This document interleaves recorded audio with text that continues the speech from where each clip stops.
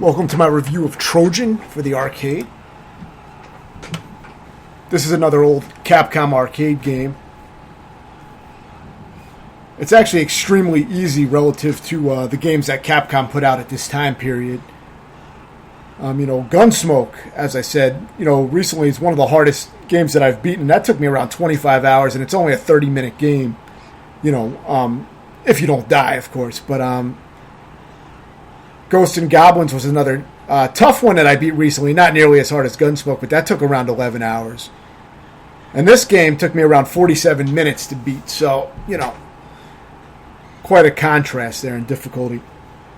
But it's actually a pretty solid and good game, especially for the time. It wouldn't hold up as well today, so I'm going to get into some of that. But you can exploit the game by jumping and striking continuously, I've found, because I usually find a lot of exploits in these games, and it is pretty easy to exploit by doing that.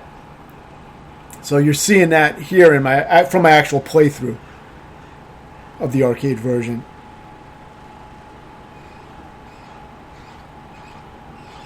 The most challenging boss is probably that guy that was rolling in the ball, because he can be a little tricky. You can't really exploit that mashing technique with him.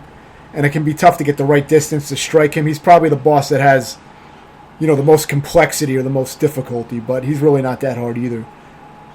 So the game really isn't that difficult overall. If you're used to these kind of games, it can be very difficult if you're not used to these type of games, but if you've played, a lot of these Capcom games from this time and a lot of old arcade games, then you'll probably find this to be very easy, compared to the other games that Capcom put out, or just old arcade games in general. A lot of the bosses can be exploited. See, I just did low strikes there and mashed the button, and that was enough to destroy that boss. And that works for a lot of the enemies and bosses. The game can be finicky with these jump pads. Sometimes you keep jumping on them, and the trapdoor above you won't open. And, that's gotten me killed before, so I don't know of a consistent way to activate those. In this case, it actually opened, but a lot of times it doesn't. So there is some inconsistencies with that. This is one of the only bosses where you actually use your shield and block. Other than that, you really don't need to use your shield. But it's a very cool mechanic for an early game, having a shield button where you can actually block shit. So that's cool, but, it's underutilized since you don't really need to use it. You almost never need to use it. There's 2 stages that are like this where you have to descend down these floors by jumping basically in the center of these trapdoors to open them. So that's very recycled, and the bosses are heavily reused, as are most of the enemies. So you fight the same bosses again and again, many times in the game. It's also only a 10-minute game when you know how to beat it, if you don't die. But it's a very short game. So, some of the weaknesses are that the game is extremely short and it recycles bosses very heavily, so there's not a lot of variety for that short 10 minutes. But it does play pretty well. The gameplay is tight. But there's really not much to it. A lot of the enemies are very easy to exploit. The bosses are very easy to exploit. So the game really doesn't offer too much, but it is a pretty decent game.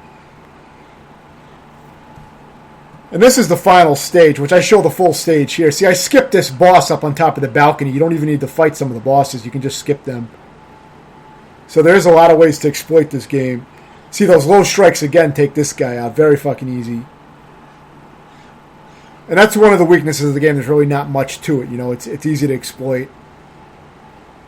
But it is kind of an enjoyable game. It's really not bad. But it's not one of the better Capcom games. I would much rather, play something like Ghosts and Goblins or Gunsmoke over this. Even though they're much harder, they present a much more satisfying challenge and much more depth. You'll pretty much, you can master this game fairly quickly. Unless you're trying to do like a speed run or a no-death run, you'll probably be done with this pretty quickly. Even the final boss, if you get within a certain range, I found you can just, strike him with low strikes until he dies. It's supposed to be some kind of complex fight where you have to block and strike shit and try to counter things. But you really don't have to do any of that shit. So, overall, I would give this game a 6.5 out of 10. At the time, it probably would have been, higher rated. But currently, it's probably a 6.5 out of 10. I think it's a decent game. And it's worth playing. But it's nothing that really stands out. Let me know if you have any questions, and thanks for watching.